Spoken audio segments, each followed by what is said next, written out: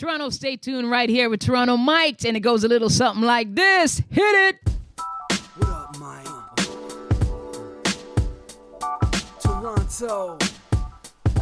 VK on the beat. Check. I'm in Toronto where you wanna get the city love. I'm from Toronto where you wanna get the city love. I'm in Toronto like we wanna get the city love. My city love me back for my city love. Welcome to episode 1667 of Toronto Mic'd. Proudly brought to you by Great Lakes Brewery, a fiercely independent craft brewery who believes in supporting communities, good times, and brewing amazing beer. Order online for free local home delivery in the GTA. Palma Pasta. Enjoy the taste of fresh, homemade Italian pasta and entrees from Palma Pasta in Mississauga and Oakville. Yes, We Are Open, an award-winning podcast from Moneris, hosted by FOTM Al Grego. Silverwax.ca. Use the promo code TorontoMike10 at checkout and save 10%. RecycleMyElectronics.ca. Committing to our planet's future means properly recycling our electronics of the past. Building Toronto's Skyline, a podcast and book from Nick Iones, sponsored by Fusion Corp Construction Management, Inc. And Ridley Funeral Home, pillars of the community since 1921. Joining me today, making his Toronto Mike debut, is Gill Moore. Welcome, Gill. Hey, nice to be here. Awesome to have you here, man. We're going to talk about Music Monday, but I'm told I get you for an entire 60 minutes, so I've got my Gill Moore questions loaded up. Are you ready? I am. Let them fly. Well, firstly, I produced the Humble and Fred show, and Humble Howard Glassman tells me that you guys have done quite a bit of golfing. Is that a true or false statement from Humble Howard Glassman? Yeah, that's absolutely true. Yeah, we're golf buds. So, how good a golfer is Howard? Because he keeps winning these awards. Is it like when Donald Trump wins an award and he just makes it up, or is this real? No, it's real. Howard's outstanding in golf. You won't find. You have to put the qualifier in golf. Well, you won't find anybody else, I don't think, in the music business that can keep up with him. You know, maybe Tom Cochran. Well, I was going to ask about Tom, who I got to meet last summer at the Joe Carter Classic. Tom Cochran, Humble Howard, who's the better golfer? Oh my God, that would be like a cage or one of those UFC cage matches. Right. I mean, right now I'm talking to Tom a lot, and I know that he's had 6 or 7 successive rounds under 75 in the last 14 days. So what? That's a serious run. That is. Now, I don't know if Howard's playing right now. Is he up here? Well, he just came back from Mexico. Okay, where so he played playing. like 6 times in 7 days. I think he was out yesterday. Yeah, so then there you go. Those guys are playing so much. Tom's been in Arizona. Humble's been doing his tour. Hard to say. I mean, it would be, like I said, it would be a cage match between those two. How's your game these days?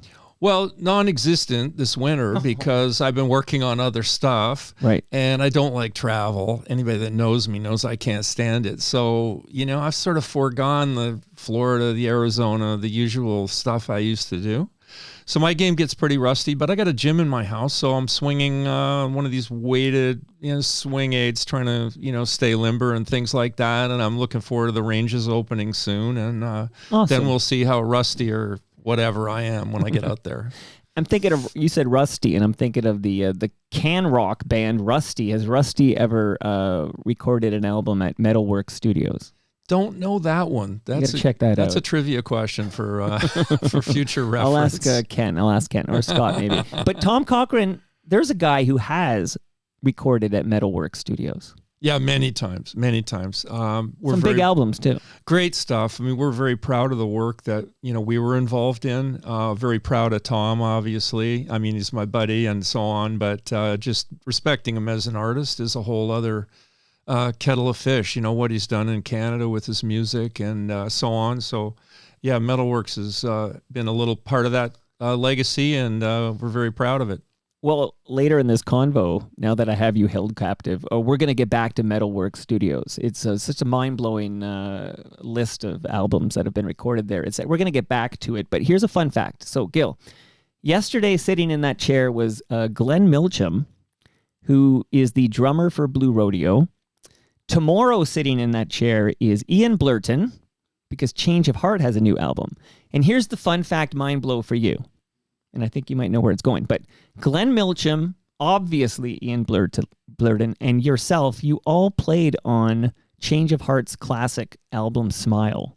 You're credited with playing the gong on this album. Do you remember playing on Change of Heart's Smile in 1992? Stumped. I don't. See, that's wild. So you're credited as playing the gong.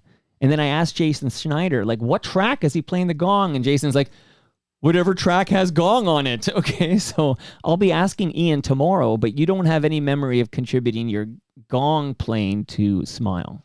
No, but let's face it. You know, gong is essential, and you know, Gotta have more gong. You got to have more gong. I mean, that's a certainty. And who's calling you? Is that Tom Cochran? If it's Tom, put him on speakerphone.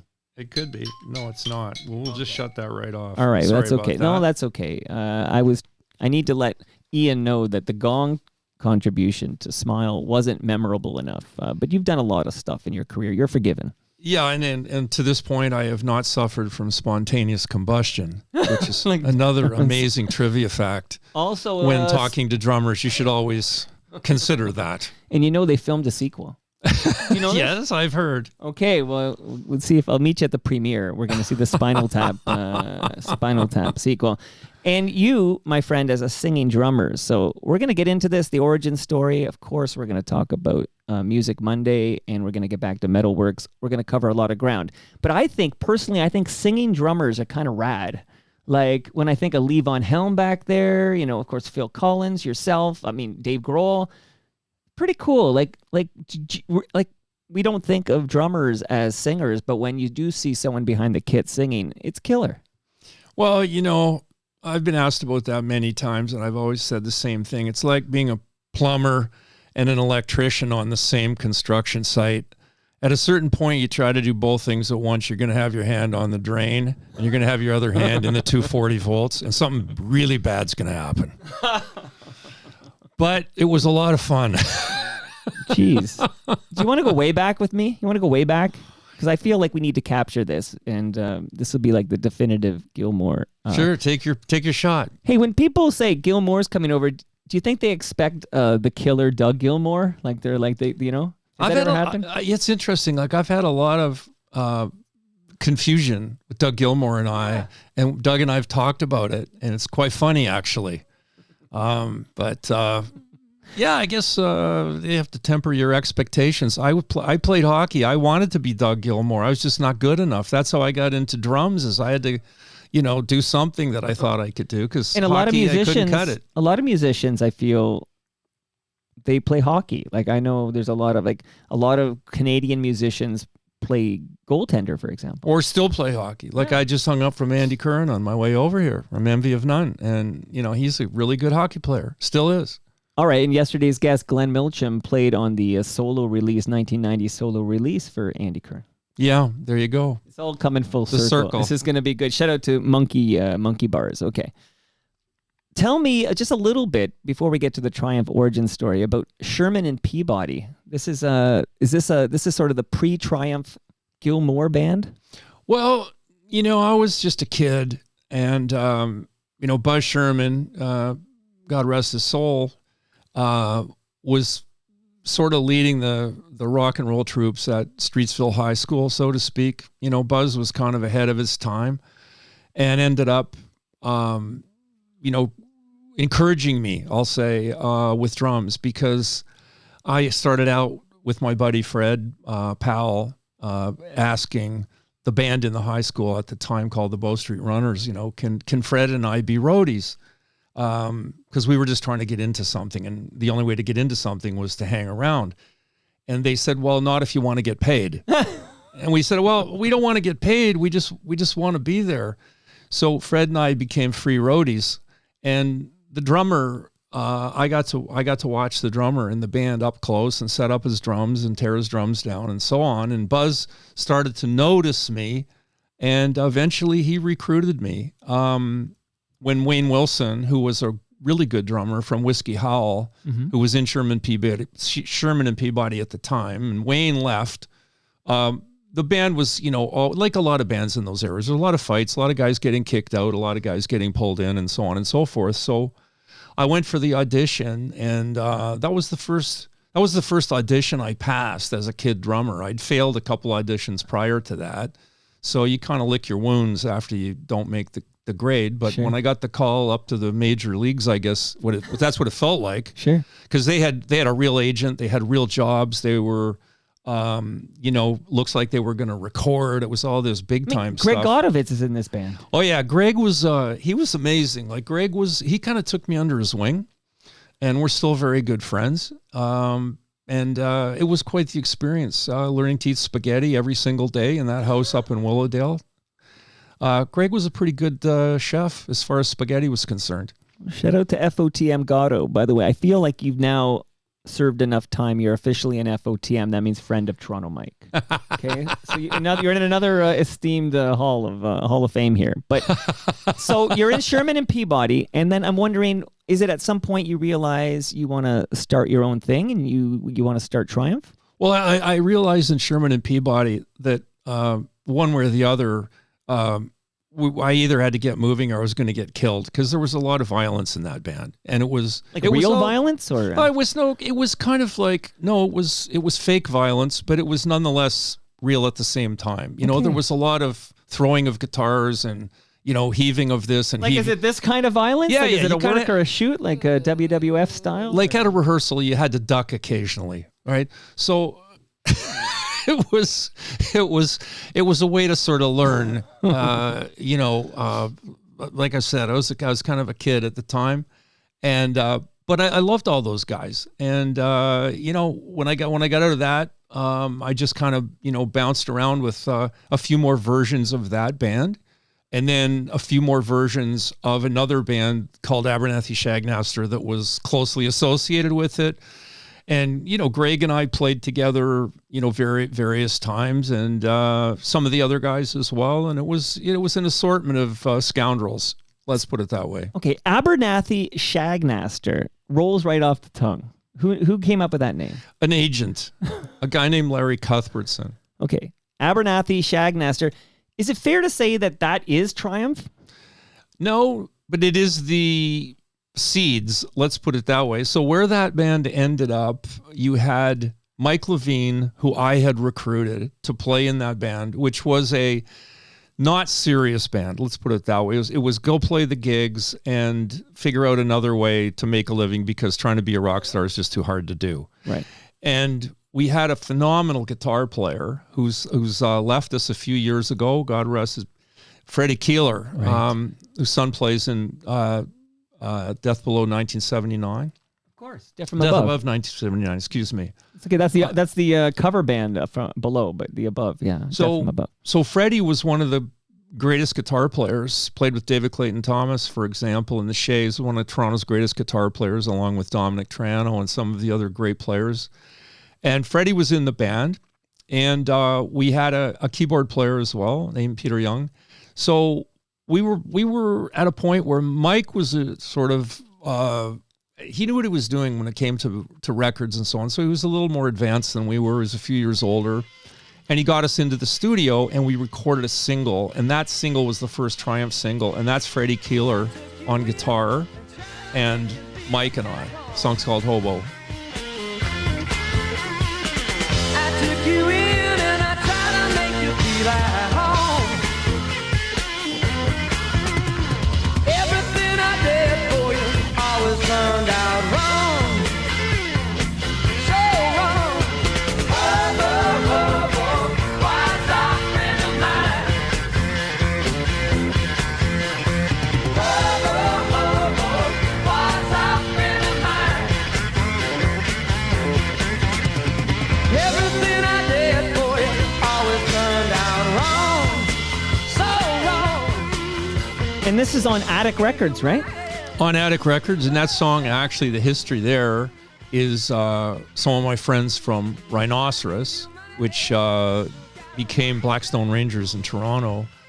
John Finley, in fact, I think wrote the song, or perhaps John and some of the other guys who were ex-John and Lee and the Checkmates members, Peter Hodgson, Mike Fonfera, folks like that.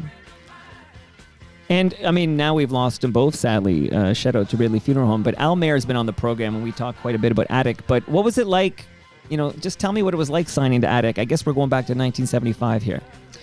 Yeah, maybe it was, no, it would have been 74. 74. And, like I said, Mike was a little more advanced. So by that time, we had found Rick, and that's when Mike and I decided, okay, we're going to take this seriously again. Part-time bands and, playing covers and all that, forget it. We're going to really do something here. So we recruited Rick, and getting signed to Attic which was Mike's doing, was kind of a master stroke, because that got us going, got that single out, which, by the way, little known fact, that song was #1 in, of all places, Dryden, Ontario. You know what they say, no Dryden, no triumph. It was like, we got the call from the label, and they go, guess what, guys? The good news and the bad news. You got a #1 record. The bad news is it's only in Dryden, Ontario. Everywhere else, it's a stiff. And there's a B-side, Got to Get You Back in My Life. But like you said, non-charting, the single, Hobo. But, I mean, it sounded great there. But I need you to dive into it. I'm sorry to Gill. I'm going to need more detail on we added Rick Emmett element there, because you also, you shed Fred and Peter, right? Like, you become a true trio. So, like, how does that go down, that you become a trio and you add Rick Emmett? Well, so we kind of just stopped doing what we were doing. So there was a gasp in between where Mike and I let the other guys know, hey, we're going to go do something different. And we had another guitar player before Rick, which did not work out. And then we had a couple guitar players that we considered before Rick that didn't work out. So the whole thing might have just collapsed as a Mike Gill dream that never happened, were it not for Neil Dixon, who said, hey, I have a guitar player and you guys should check him out. And Rick was playing in Act 3, a band at the time, and they were playing right near where we're sitting right now. They were playing at the Hollywood Tavern. Right, yeah. Yeah. And so Mike and I went to the Hollywood Tavern, and we saw Rick, and he was mind-blowing. We just went, yeah, that's the guy. Like, he's exactly what we envisioned. We always thought, we want to have a 3-piece band. We're kind of thinking of, like Hendrix, Cream, that sort of thing, where you have, power trio with a Mondo guitar presence. And, we wanted to have sort of an outrageous, an atmospheric show, I'll say, something that would really provide a lot of theater to sort of enhance what was going on musically, create a lot of excitement, and also surround a 3-piece band, because you only have 3 guys on stage.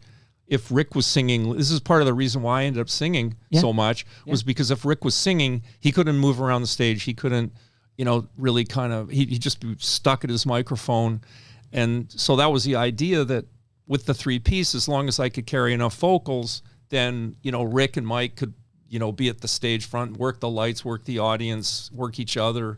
And you've seen Levon Helm do it, and you've seen Phil Collins do it at this point, right? Like. Yeah, I mean, Levon was legendary. I mean, they all were. All the guys in the band were legendary, and Levon had a great singing voice, and he was one heck of a drummer at the same time. He's an inspiration for sure. Okay, very cool. Now, was it easy to convince Rick? Like, was Rick eager to join you and Mike, or did you did it take any convincing to get Rick Emmett to come on board and join Triumph? It took jamming, to see if there was a musical, secret sauce that was going to emanate from the 3 of us playing together. Mike and I were blues guys, and Rick was not. So Rick was sort of coming from the more progressive side of rock at the time. Like, the bands that had influenced him were more likely to be, European bands that were playing sort of more avant-garde music, whereas Mike and I grew up as soul brothers, and and more in that vein. So it was really kind of an interesting group of chefs in the kitchen, so to speak, musically. Do you think, like looking back, do you think it was tough for Rick because there was an established duo, and he's always going to be the new guy in? Well, I think he felt like we had something already going. Because we already had. This was the crazy thing. Before we even were in a position to have a band, we had a record deal, if you know what I mean. And we also had posters that we had made. There was no band members on the posters because we didn't have a guitar player. So Mike and I had this crazy idea. I know, we'll make up a poster that just looks really compelling. Right. People will want to come and see us because of our poster. And we'll figure out the guitar player part when we get around to it. So when we find that guitar player. So that's what we did. So quick hello to those joining on the live stream. So podcasts can't be live. This is, as you know, as a technical guy, because I got a link to an MP3. So this drops as a podcast after we record. But we are live streaming at live.torontomike.com, and I'm just checking in really quickly. I want to say hi to Andrew Ward, who says this is amazing. He's loving it. Burlington Rob, a.k.a. Rob Bruce, I'm about to play his favorite Triumph song in like 10 seconds. So Rob, hold on tight. He just says, check out the glasses on Gill, man. Those are cool glasses. Well, back to golf. You got to have glasses like this to play golf. Those are the and golfing same thing glasses. for fishing, by the way. My son, Miles, is an incredible fisherman. So he dialed me in on shades. He goes, Dad, what are you doing? Like, you can't fish without shades because it changes what you see in the water, like being able to finesse your vision in the water.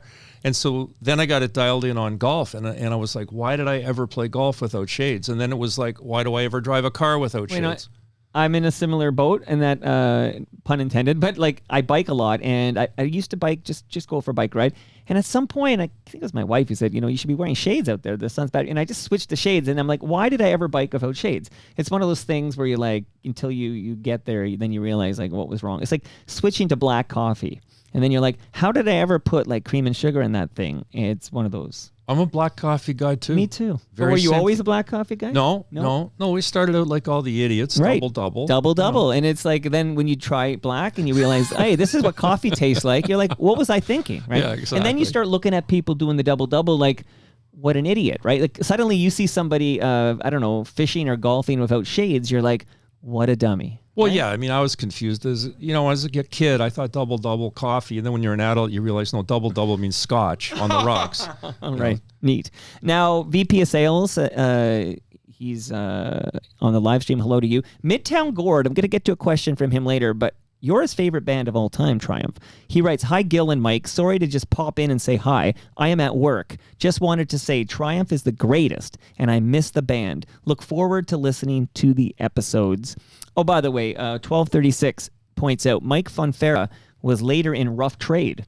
Yes. And we just lost Kevin Staples from Rough Trade. Yes, we did. Yeah. Kevin, I was just an acquaintance. Mike was a dear friend. Mike, I actually have the organ at Metalworks was hand-selected by Mike Fonfera, who helped me out. And also our C7 Yamaha piano, hand-selected by Mike Fonfera. And he backed up Lou Reed as well. Yeah, and he played with Mike played with those variations of the Sherman and Peabody's and Abernathy Shagnaster bands. He played with me in those bands, as did John Finley. Go back a long way with those guys. Amazing. Okay, so Rob Bruce, who played keyboards for Spoons and Honeymoon Suite as well. Shout out to Bruce. Bruce, I'll see you in a couple weeks, I guess, for Toast. Let's play his favorite Triumph song of all time. A cover.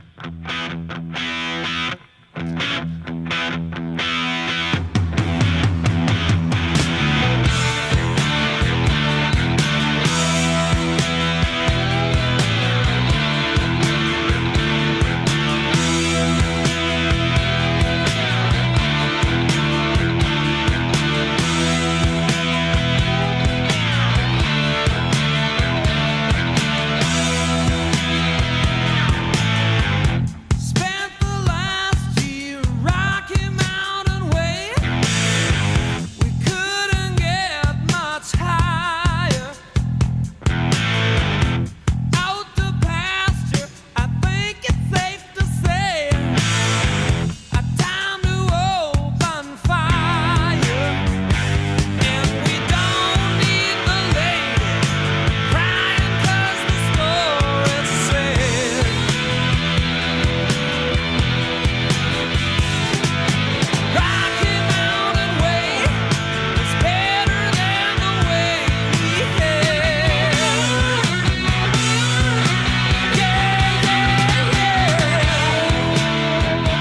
right, there's some Gill on lead vocals there. That's, of course, Rob Pruce's favorite Triumph song. But here, we're going back. Rocky Mountain Way. Is that like the first Triumph hit in this country?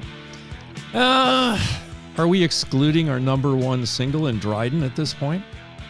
I think we have to make a ruling. Yes, we're going to exclude the Dryden dominance. Okay. So now that we're not talking Dryden, I think Rocky Mountain Way, and especially in the GTA here, there were other markets too. I mean, back when radio was regional, you could have a number one hit in one city and 100 miles down the road that no one's ever heard of it. But Rocky Mountain Way was pretty pervasive across Canada, actually.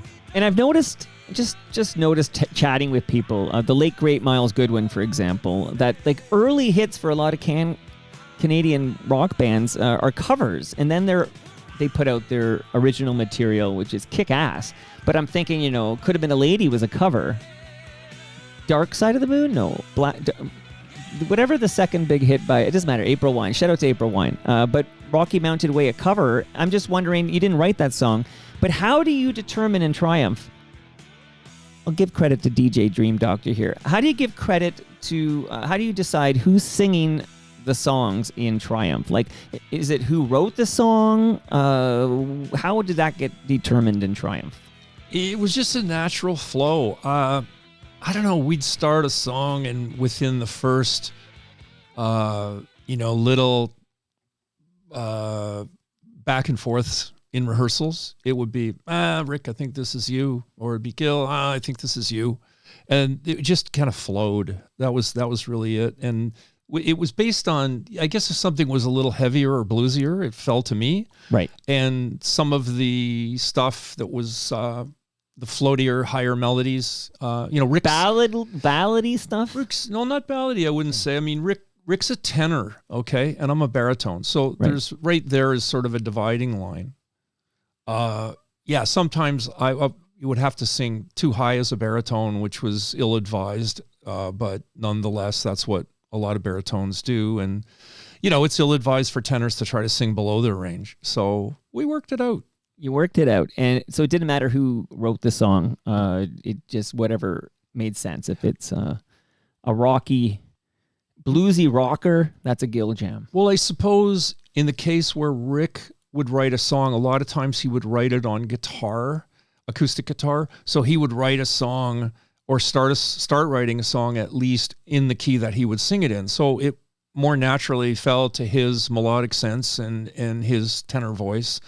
And the songs that were more or less jammed out on guitar, a lot of times were heavier songs, and those would be more likely to have, gone my way. Or in some cases, I had the original idea, and I would work with Rick, and I'd go, hey, I got an idea, kind of goes, can you play a guitar part that goes like, this, and I've got this idea for a vocal or whatever. So he would then, of course, when the guitar, he would say, okay, let's figure out what key this is for you. So that, like a song like Rock and Roll Machine, for example, like that's how it would start. Like it'd be, okay, I got an idea. Here's the sort of lyrical thing. Here's the tempo of it. A lot of times drummers start with tempo. Sure. Surprise, surprise. And, so it was just that kind of jamming it out on the floor thing that would evolve into the outcome as to who the vocalist would be. Now, I know Triumph was nominated for multiple Juno Awards. Did you ever win a Juno?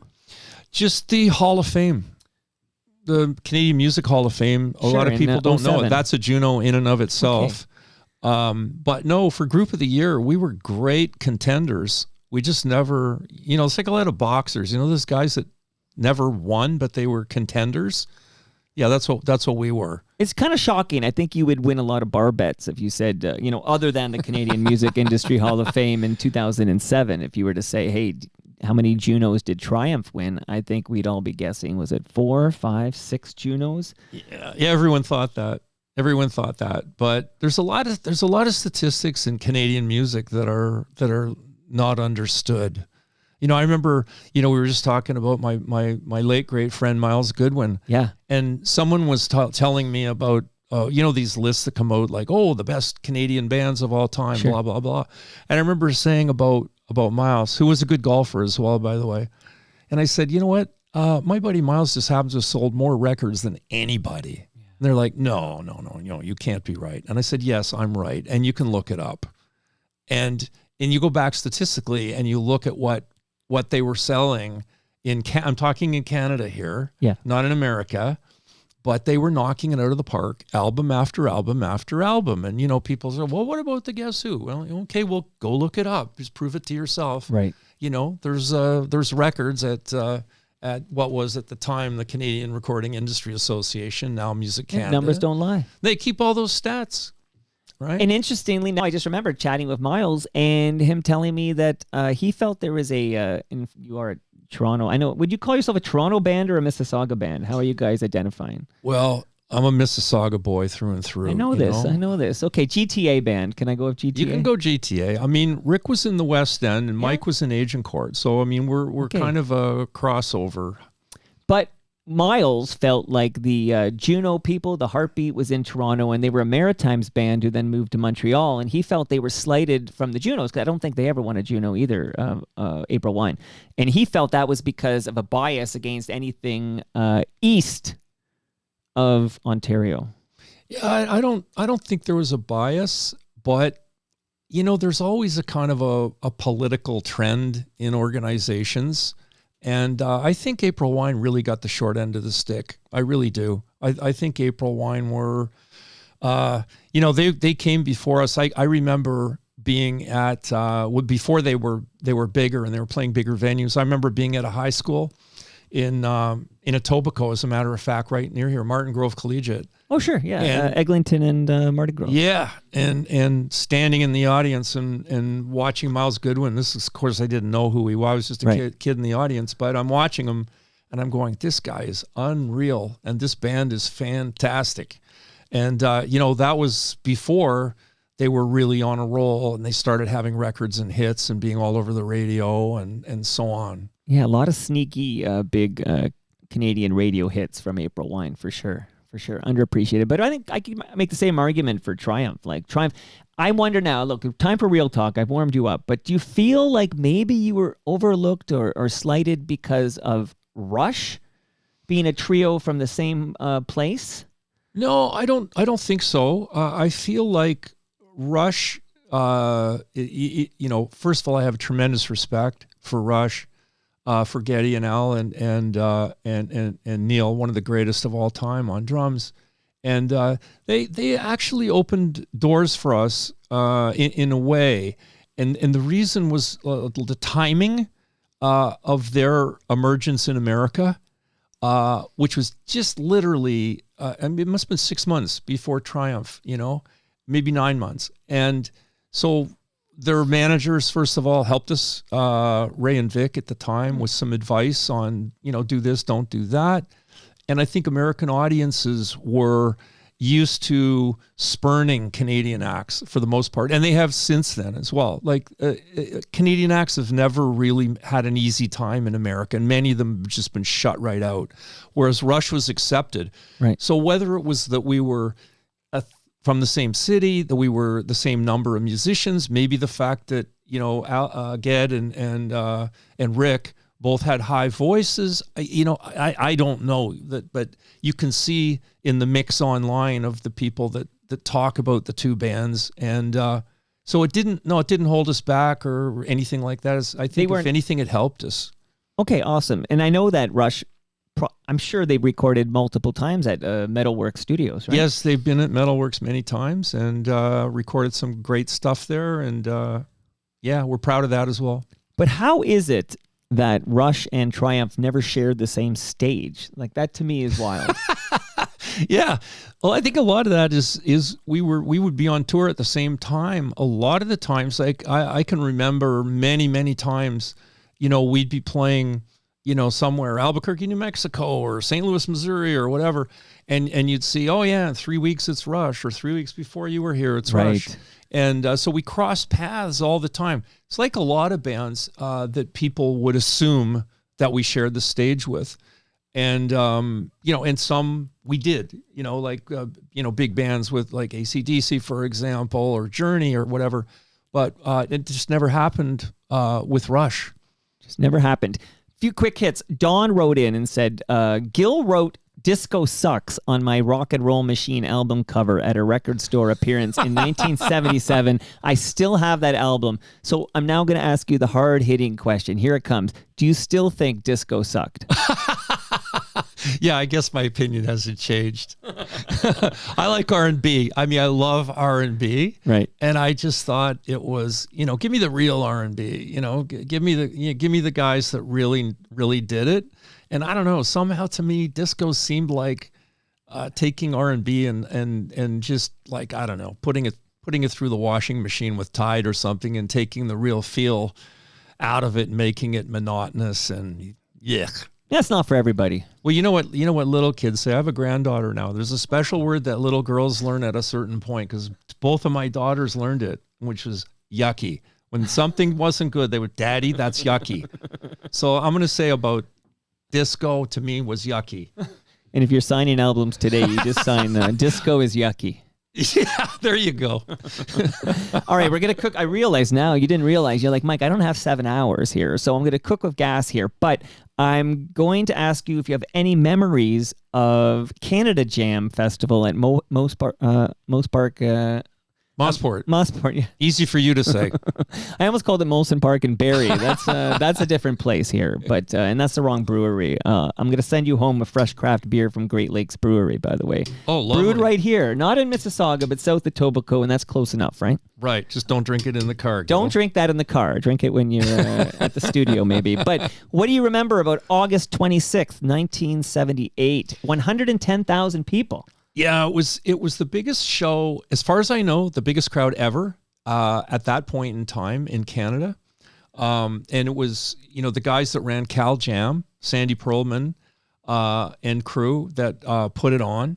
And it was overwhelming for us because, we weren't really ready for prime time at that stage. So that was the biggest gig that we'd ever played at the time. And a very, different group of musicians and groups. Like that was another thing, that the theme was different in that they had, groups of all different shapes and sizes, from the Doobie Brothers to the Village People. So they were big bands, right? But different genres. Different genres entirely. And I don't think any drummer likes outdoor shows. I don't know. I've never done a survey of drummers, but when the wind blows, your cymbals start moving, I never considered this. Yeah. Of course. So when you're trying to sing and play at the same time, the last thing you need is your cymbals to be like wobbling on you, Yeah, so, that's no good. I remember that. We played at, we went on last. So it was the headliners. It was dark and the crowd was just, really going strong. And it was a great memory. There's some fuzzy video of it online and great memory. But not the largest crowd you've played in front of, right? No, that would have been the US Festival. Yeah, which was 1983. 3 times that size. Yeah. I was reading, I was a bit young in 83. Although that is the summer I discovered Blue Jays baseball, 1983, and fell in love. Okay. So they were going way back. Although I guess Rick Emmett is more the ball player. That guy loves his baseball. He does, and he's good at it. And he was into baseball from the entire career of Triumph. Rick had played on baseball teams. Yeah, I had him out to Christie Pitts he sang the national anthem, I believe, for a Toronto Maple Leafs baseball game at Christie Pitts last summer. I don't know. Yeah. And it's funny, everything's connected, but Blair Packham was recording with Rick, and Blair Packham drove to pick up Rick and bring him to Christie Pitts, and you can imagine that drive. And I just here to say Blair Packham is my guest on Thursday. So Blair Packham from the Jitters will be here on Thursday. Just a small world story. Okay, so 670,000 people at the US Festival.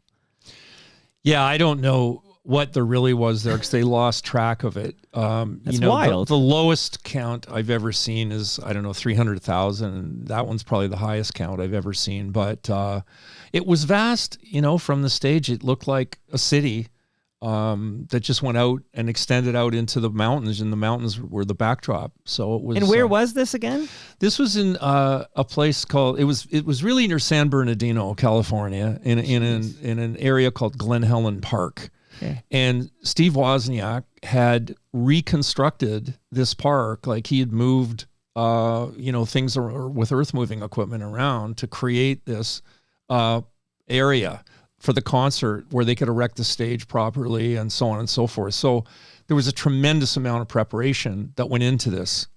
Yeah, it drew from, of course, California, I would say, was mainly, but really there was people flying in from everywhere around America. And I've met people that, went from Canada that went down there that heard about it. Yeah, it is wild, though, to say, yeah, we headlined Canada Jam Festival for 110,000 people, but that's nothing. Wait till you hear what we did in 1983. Yeah, it was, again, it was, we were ready for it, though. I mean, when Canada Jam, we were rookies, but by the time the US Festival, rolled around, we were old pros at that point. So it didn't seem that different. And the day before the US Festival, we played at the Tangerine Bowl. There was 55,000 people at the T-Bowl.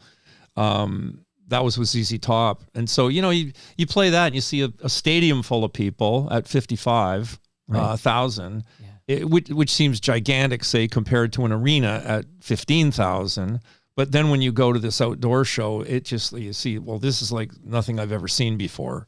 No, I'm trying to think. I guess we had a couple of big things at Downsview Park. I'm trying to think, I guess, where would you go in Toronto or the GTA to even get close to 100,000 people? You got to do some big thing at Downsview Park, like the Pope's got to come or something like that. Yeah. Or the SARS Fest. Yes, that was massive. I don't know what the numbers were, but it was massive. It was probably in that range. Why didn't Triumph play SARS stock? Well, what was the date? I don't think we were performing at that. When was it? Maybe 2003. Yeah, I think. So we weren't performing at that stage. Okay, we performed again to get. We wanted to do a show for our kids. So when we did the shows that we did in 2008, which were in down near Dallas at Rocklahoma, and we did Sweden, that was the next time that we got on stage. Okay, so that's like a teaser of things to come here. But I guess I can ask the big question now. So forget SARS stock. That's nothing to me. What I am very interested in, Gill, and this is really the reason you're here. I haven't even started recording yet. I'll start recording right now. Here's the big question. You ready? Yep. Why do I not hear any Gil Moore or Rick Emmett on Tears Are Not Enough in 1985? What do you mean, why don't you hear us? What's the best Canadian? You guys are top shelf Canadian musical talent, okay? Neil's there, Joni's there, Getty's there, Gordon Lightfoot, you name it, right? Where were you? Good question. I'm upset, man. I'm trying to remember now, because I know that Rick was on one of those. But not that one. No, okay, but not that one. So probably, I'm going to guess we were on tour. So so do you have any memory of being asked to be a part of it? And then, of course, we're not available. We're on tour in Dallas or wherever the heck. When you're touring, you get so many asks for so many things. I can't honestly remember, Mike. I don't know. Like, who produced it again? Was that Bob Ezrin or who was it? No. So it was David Foster. Oh God, yes, it was David. And Bruce Allen, who's a lovely guy, by the way, and has been really affectionate toward. When we went into Canada's Walk of Fame, David was there that night, and he was never realized how much he really knew about Triumph and stuff, and we had some really nice conversations. But, okay, so I had a chat with Randy Bachman fairly recently, and I asked him the same question, because he's another guy. Where's Randy Bachman on Tears Are Not Enough? And he says Bruce Allen was pissed at him, so Bruce Allen blocked him, okay? Did Bruce Allen have any beef with Triumph that was going to block you guys from Tears Are Not Enough? I don't think so. I love Bruce Allen, but then again, I'll say this. We went through most of our career self-managed. So, like, if you were a manager, think about it. Like, would you be really a big fan of bands that manage themselves? I mean, if all bands manage themselves, you'd be out of business. Right. I'm not saying that's what Bruce thought. I mean, you'd have to ask him. But I tried. I actually went. Joe Faluna, who's been on the 1021 episode, works directly with Bruce, and asked him straight out. There's a guy in forget South Ottawa. There's a guy in Toronto who is very interested in Tears Are Not Enough. I'm so interested. I literally have. You can just, you can hold on to that for a second. That is the official documentation handed out to everybody who attended the recording of Tears Are Not Enough back in 1985. I think there was unless you guys were unavailable because you're on tour, which is a great reason not to do it, and that might be the reason, I'm here to find out the real story. Is People this need a to know. conspiracy? Is that where you're going with this? Well, it's a conspiracy of one. We should ask Alex Jones why.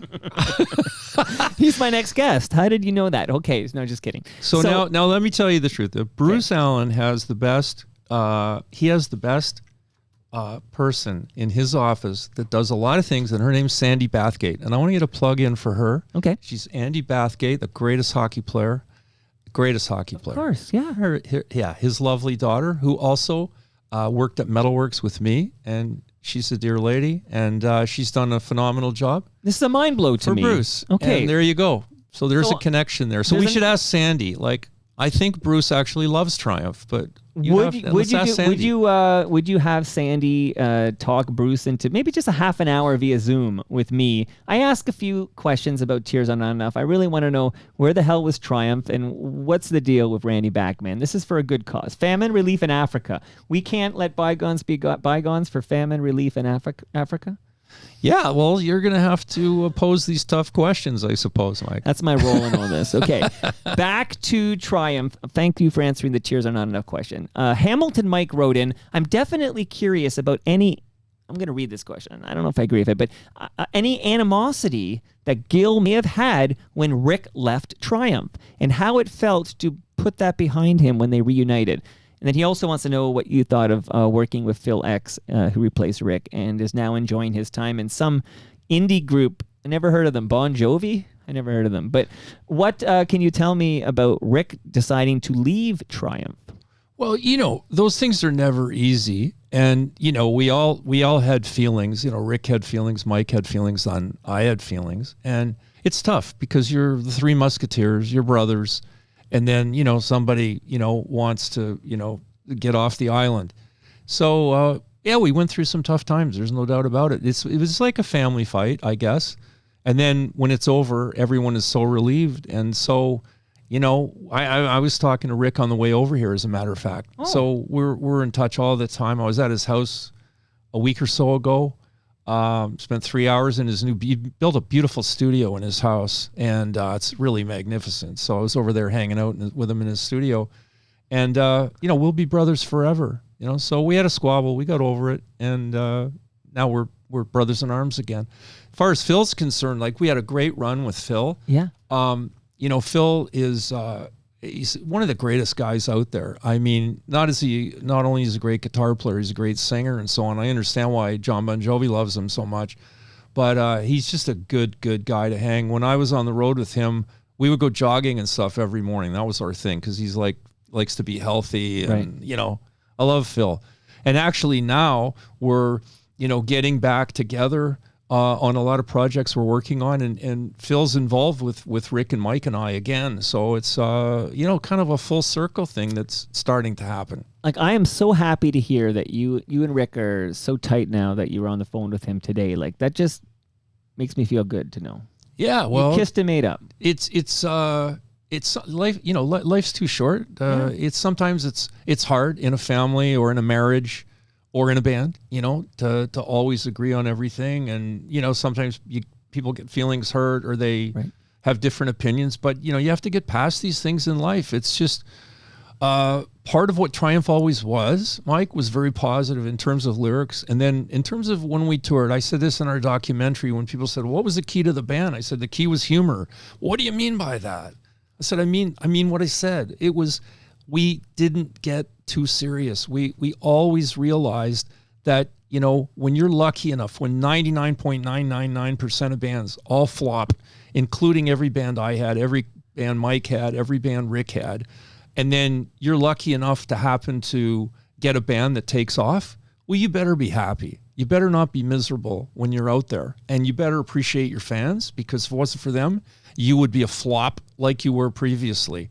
So you got to be kind of gracious, I think, with your respect for the people that will actually shell out, money to come and see you and applaud and all the rest of it. And so we took the lighter side of the whole thing. We looked at it like, isn't this amazing? Like, we're kind of floating on helium, and it's actually working. This is like a dream that's come true. So that leads to kind of playing around, goofing around. And, when I think of the number of jars of jugs of orange juice I poured in Mike Levine's hair. I can't, or some of the other antics that we would do to keep each other laughing on airplanes. I mean, these were the things that were kind of magic. Otherwise, what happens on the road, like a lot of bands, you lose your mind. Do you think everything's going to go right every day? Of course it isn't. Of course the limo driver's not going to show up. Of course the catering is going to be cold. Whatever it is that you want to complain about, your hotel room's not ready. All of these things. You got to, roll with the punches if you're going to tour. And the way we rolled with the punches is by keeping the jokes flowing. Great documentary, by the way. It was Thanks. fantastic. It was fantastic. Well, the credit goes to the directors. Sam Dunn and Mark Riccardelli, they really, and Don Allen, his contributions, and Ralph, the writer, Ralph Chapman, they did a magnificent job because to me it was like a patchwork quilt. It was like, I remember seeing, a puzzle when I was maybe 5 years old, and my mom put it on the kitchen table, and all the puzzle pieces were all strewn over, and I looked at it and I thought, well, Mom, it's nothing. It's just a bunch of parts. Right. And she said, yeah, well, that's it. You have to put the puzzle together to see what the picture is. And when you're 5 years old, that's a good lesson. But this was the same as an adult doing this documentary. I saw the puzzle pieces and I had no idea what was the picture going to be like when it was finished. But we were very happy with it.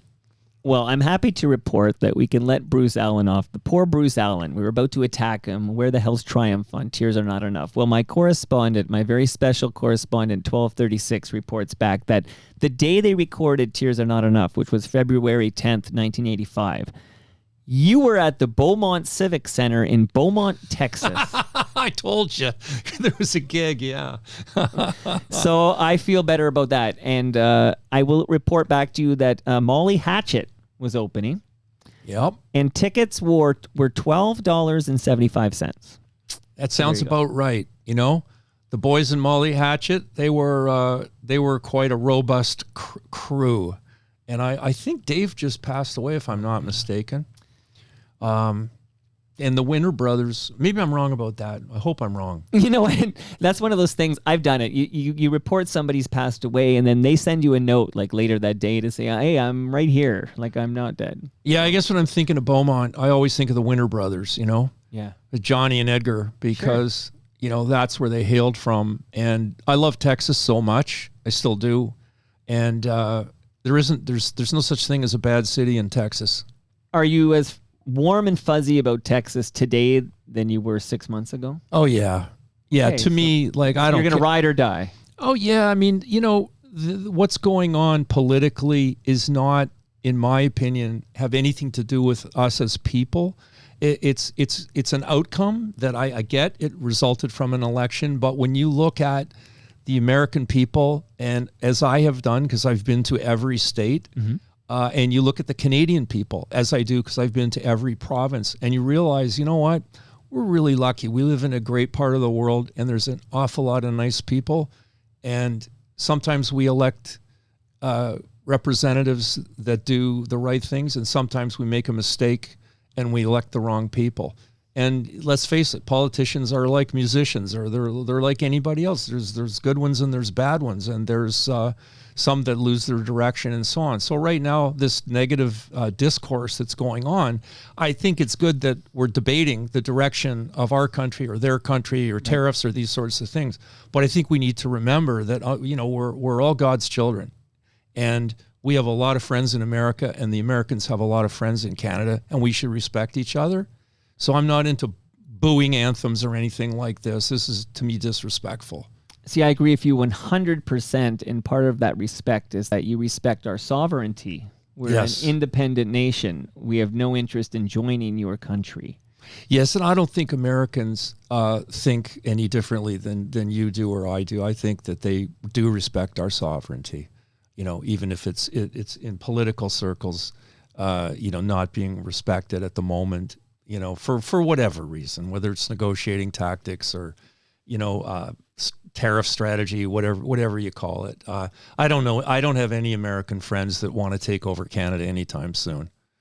I'm glad to hear that, because I'll have my hockey stick at the border ready to fight, man, ready to fight. Okay. Moose Grumpy's on the live stream, just wants to know quickly if Phil X still lives in Mississauga when he's not touring, because in her teens, she was friends with some of Phil's high school band members. Is Phil X still a Mississauga man?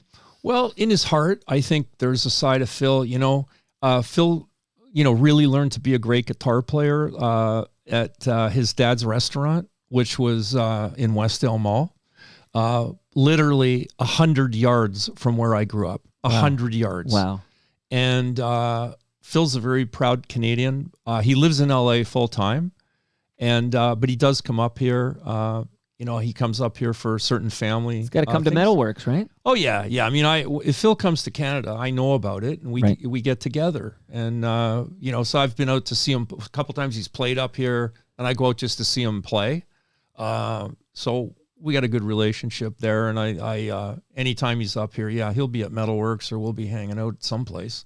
Well, speaking of Phil X, I promised Midtown Gord I'd read his message here because he's biggest Triumph fan I know. Triumph and Lee Aaron, those were his two favorite musical artists of all time. This is Midtown Gord talking. I won't imitate him. I'll just read it, okay? I have been a fan for a long time. Thank you for all the great years of music. The first Triumph album I bought was Progressions of Power, but loved hearing the songs from Just a Game on the radio. I was too young to see you in high schools. I started high school in 1980, so I am not one of those guys who can say that you played my high school, but I've seen you live many, many times. My question is, how realistic was it that you could have continued after Edge of Excess, which is an amazing album, either with Rick Santers or Phil X, or did it just not feel right? Yeah, he kind of nailed it. It was, I wouldn't say that it didn't feel right. The band we had with Phil really rocked. It, like I said, he's just a completely different, yet equally, kind of phenomenal guitarist, I would say. And so, yeah, it felt really good, but it might have been, too soon, after Rick, or maybe the audience's memories were too strong from the previous band. It could have just been Mike and I were just getting to that stage of life where we'd kind of been there, done that, and we're starting to think differently about our future and what we wanted to do, how we wanted to spend our time. So it was it's hard really to put it in words, quite honestly. I'm not certain. I know in my case, like I had interests in, seeing the studio progress, for example. So Right. Metalworks Studios became a big thing for me at the time.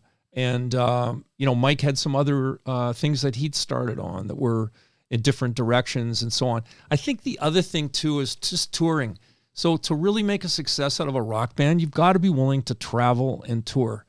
And in my father had passed away in 1987. And so by the time we're talking about Edge of Excess, my mom had been alone for about 5-6 years at that point. So she was getting older. And for me to be away as an only child, my guilt meter would go, and I don't want to be away from my mother because she might need me. She needs her son.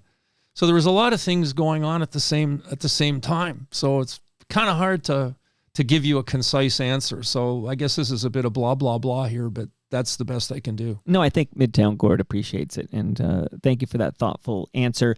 I realize I'm coming to the end of the time, but I want to talk about Metalworks Studios a little bit more, and I definitely want to talk about the Coalition for Music Education that will host Music Monday on May 5th, 2025. But just before I do that, I want to give you a gift. I want to give you multiple gifts, Gill. Do you accept gifts from independent podcasters? Well, I already accepted the beer, so where's the scotch? Well, you know what goes good with the beer? I don't have scotch. Yeah. Listen, I need a scotch sponsor. Thank you. Hook me up, boy. Hook me up. What pairs nicely with Great Lakes beer is I have in my freezer upstairs a frozen lasagna from Palma Pasta. And I know you're a Mississauga man. Palma Pasta have 3 locations in Mississauga and another location in Oakville. And go to palmapasta.com. You'll love this lasagna. Oh, thank you so much. I know my wife actually shops there. So yeah. Good. Your wife has great taste in husbands and in pasta. I was going to say at least in pasta.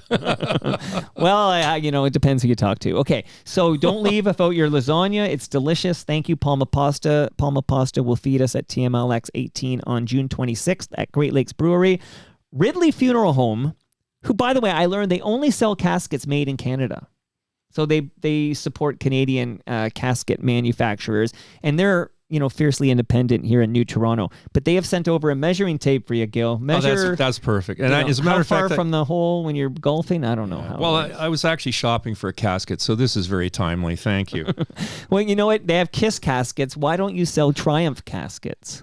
Well, there's a Triumph pinball machine, just like I saw a Kiss pinball machine. So I thought, well, I could take a Triumph pinball machine, turn it into a casket. I could be buried in it. Be perfect. I'll hook you up with Brad Jones from Ridley Funeral Home. We'll make that happen. Okay, wireless speaker from Moneris. And with that, not only will you listen to great music, but you're going to listen to Season 8 of Yes, We Are Open, which is an award-winning podcast from Moneris, hosted by fellow musician Al Grego. He's with the Royal Pains and the Weekends. Shout out to Al Grego. Al Grego went to Regina, Saskatchewan, and he collected stories from small business owners. And I took a note because episode 1 just dropped. This is exciting. I can tell the world that they can listen right now to Kevin Toth, president of Prairie Flying Service.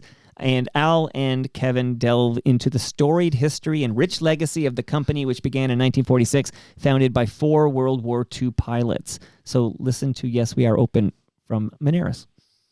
I've never gotten this many gifts in one interview. You know what? You got anything else you want to lay on me? I saved the best for last. You ready? Oh, I'm ready, yeah. Okay. I know you got a nice automobile out there. Do you like driving a nice, clean car? Well, yes, obviously. Obviously. Well, cleaning is only a hassle if you make it one. That's how they feel at Silver Wax. Silver Wax makes pro-grade auto care and cleaning technology easy for everyone to use. They have kits for beginners, experts, and professionals. Everything you need. Go to silverwax.ca. Use the promo code TorontoMike10 at checkout, and you save 10% on your next order. Silver Wax, also proudly Canadian since 1999. They sent over, I'm not kidding, see this bucket? Oh my God. That bucket and these 2 spray bottles right here actually. Holy smokes.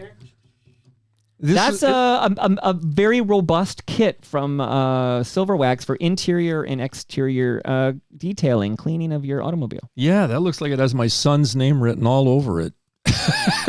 You know what? Miles, this gift's for you. Miles, you will be and why didn't you name him Kilometers? Why Miles? Well, we'd have to ask Sunny because she was in charge of naming our children. She had the naming rights. Okay. Yes. Well, actually, the truth of the matter is my eldest daughter, Lauren, when she was very young, she would say, Daddy, what's the chances we can call him Miles when the baby's born? And then the next day it would be, Dad, what are the chances today we can call him Miles? And they just went on and on every single day until finally I said to Sonny, you know what? I think Lauren's actually cast the winning vote. I think it's Miles. I did a similar. So my son, my third born, turns 11 years old tomorrow. That's why there's balloons behind you, by the way. He's not supposed to see them. They're hiding down here so you can surprise him tomorrow. But my wife was lukewarm on the name Jarvis, and I started calling the baby the bump in the belly. Like I started calling the bump Jarvis, and I would sing to Jarvis and talk to Jarvis. And at some point she said she couldn't think of the baby as anything but Jarvis. Like that's sort of a good technique. Yeah, there you go. So yeah, your daughter knows what's going on. Okay. 2 more quick shout-outs. One to Nick Iones. He's from Fusion Corp, and he hosts the show Building Toronto Skyline. And we're recording on Friday morning an episode all about the CN Tower turning 50. It was the tallest building in the world for quite some time. We're going to celebrate the CN Tower on Building Toronto Skyline. Thank you, Nick Iones. And last but not least, I know you've got a studio, so you probably have old tech, old electronics, old devices that break. Don't throw them in the garbage, Gill. Go to recyclemyelectronics.ca and put in your postal code and find out where you drop that electronics, the cabling even. Where do you drop it off to be properly recycled? You got it? That's good. I'll have to pass that on to our operations team at Metalworks. Yeah, they're always looking to recycle properly because we take that pretty seriously. Oh, glad to hear it. Match made in heaven with we don't need plastic or transistors in our water or in our land, do we? No, we done don't. A very terrible job over the last few decades. So it's time to clean up. To know it can make you whole. It's not just a game of notes, it's the sounds inside your soul. The magic of the melody runs through you like a stream. The notes that play flow through your head like a dream.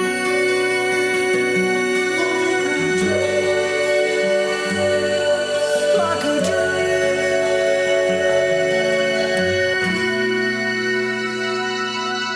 I sing this song for the common man and for the people in despair.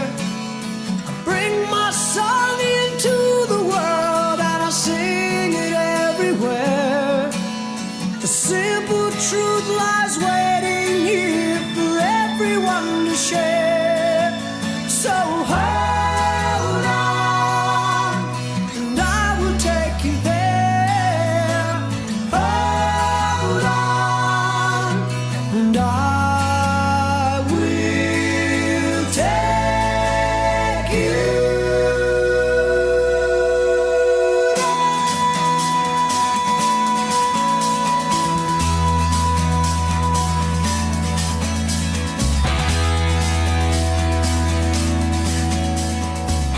Gill, I don't want to fade it down, but I want to ask you a tough question. Do you know what's happening May 5th, 2025? This is less than a month away. Do you know what's happening with the Coalition for Music Education?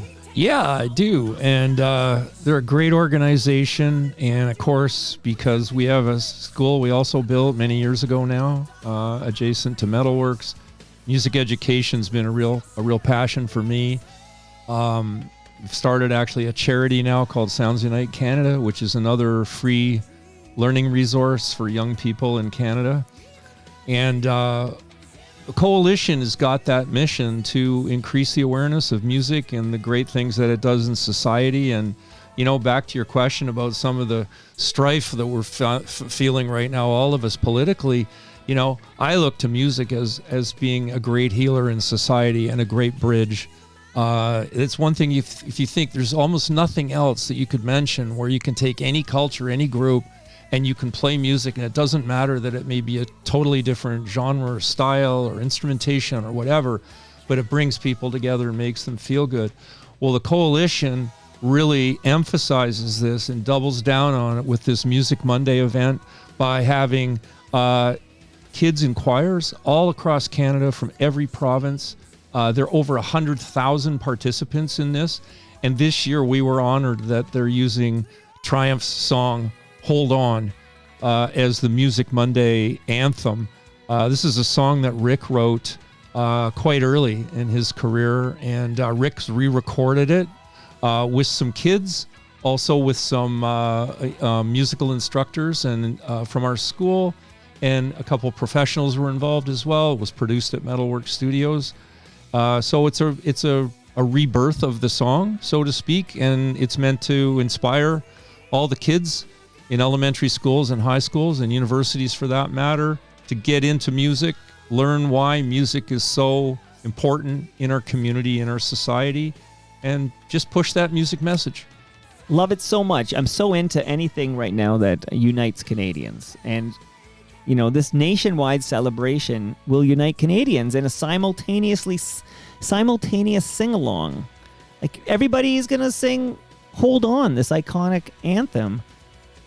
Wild, okay. And I was learning more about Music Monday, and it's pretty awesome. Like, we're all seeking connection. We're all seeking unity. And this annual celebration, which started here in Canada, has resonated with communities nationwide and is now being embraced globally. The collective act of singing together fosters a sense of belonging and reminds us that music can bridge divides and unite us all. And it's awesome that we're going to hear this new recording of Hold On with Rick Emmett in a children's choir. That's awesome. Yeah, the Coalition for Music Education is what you want to check out. They're a great organization headed by Stacey Sinclair, and she works tirelessly to help music educators across Canada and in turn help music students. So all kidding aside, this is, because I like to joke, as you know, but this is a serious effort that's doing a lot of good, I think, for a lot of people.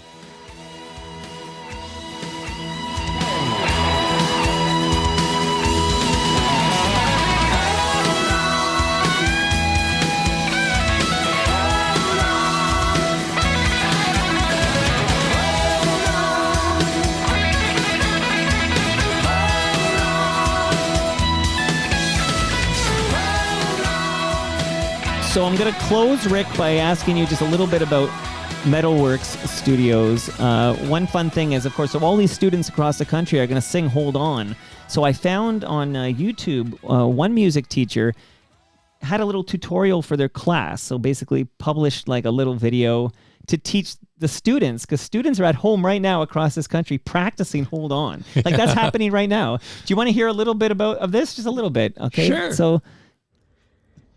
Music holds the secret to know it can make you whole. It's not just a game of notes, it's the sounds inside your soul. The magic of the melody runs through you like a stream. The notes that play flow through your head like a dream. Like a dream. You know, not an easy song to sing, really. Like, this is going to be tough for the kids. It's a really tough song to sing. You know, I'm glad that was Rick and not me. Well, I know, you don't like, I know, I could tell by, if I could see your eyes through those wonderful sunglasses, I could see your eyes are like, I don't think you like the word ballad. Am I right to say that? Like, you sort of, your back got up when I said ballady. You know, I like ballads. I'm not... But I feel like Rick Ammett he's the ballad guy, and you're the bluesy rocker guy. And to each, you know, some people like the ballads, as you know. Some people want more Hold On. Some people want the Allied Forces. Give me some Gill.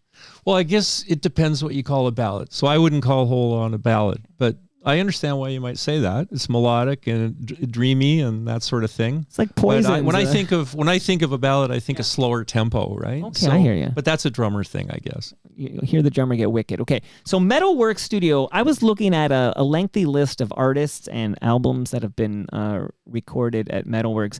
So when did you start Metalworks? Like a long time ago, right? We started in 1977, and it was nothing more than a cassette recorder and, you know, a couple of microphones. And we very, very quickly, the very next year, we moved to our current location.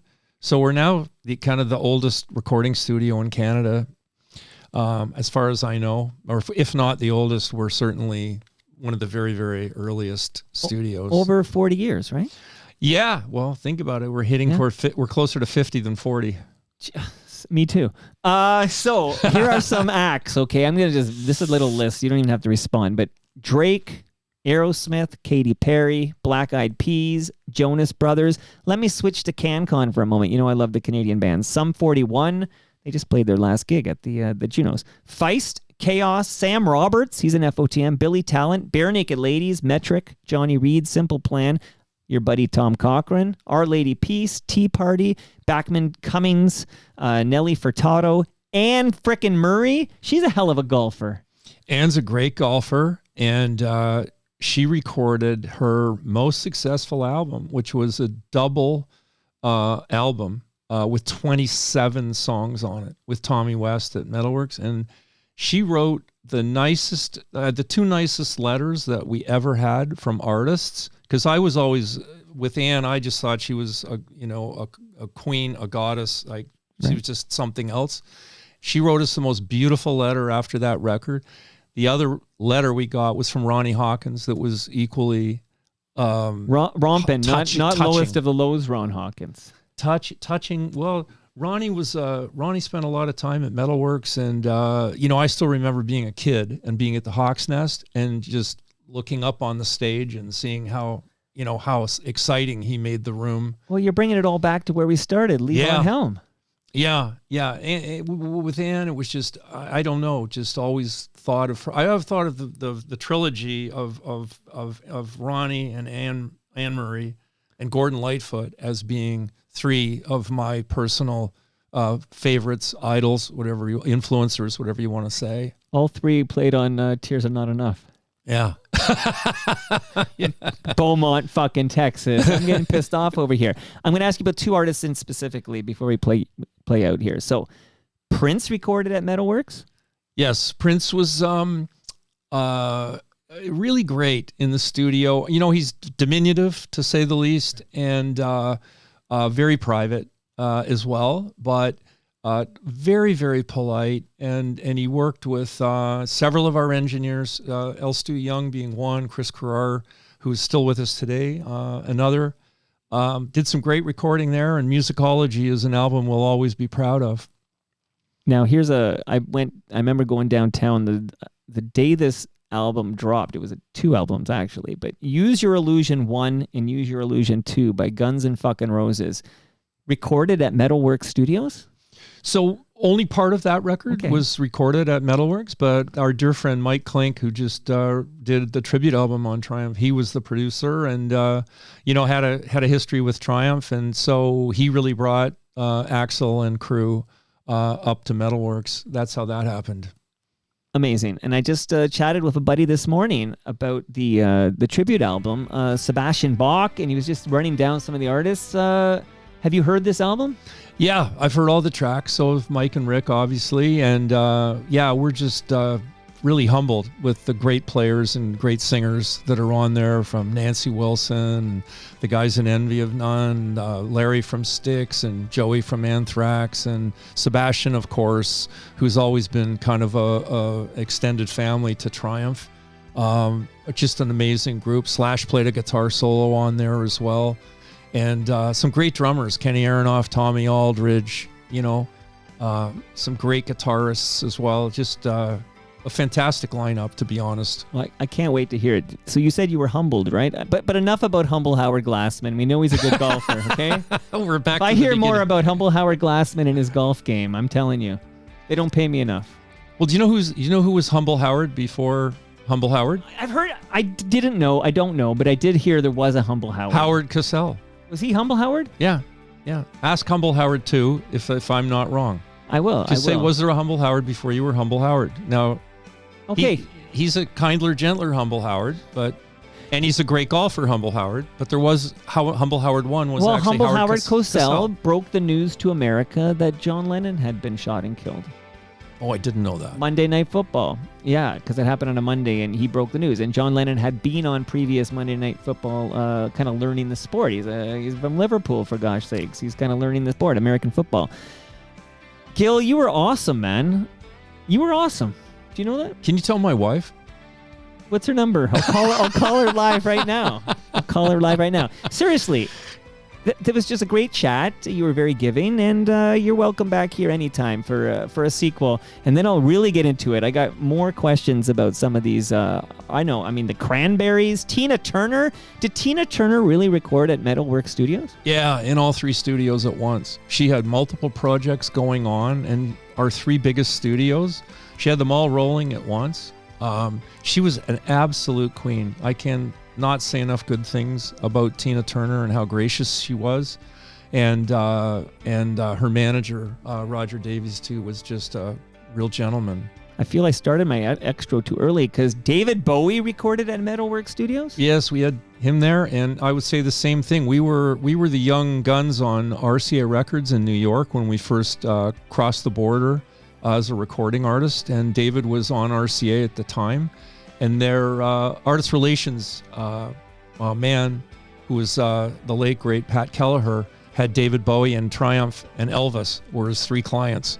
So we heard all the David stories before we met David, and they were all, Pat was, don't believe anything you hear.